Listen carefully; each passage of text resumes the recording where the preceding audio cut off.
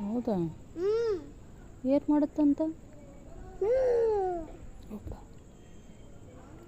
ಅದು ನಿನ್ನ ಕಟ್ಬಿಟ್ಟ ಮಲನ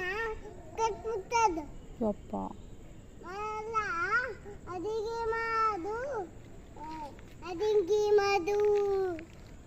ನೈ ನೈ ತಿನ್ನುತ್ತಂತ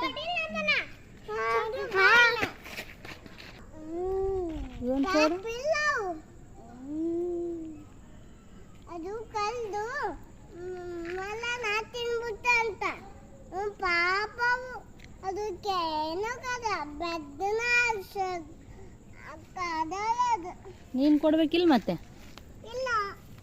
ಪಾಪ ಇಲ್ಲಿ ಕೊಡ್ಬೇಕವ್ವ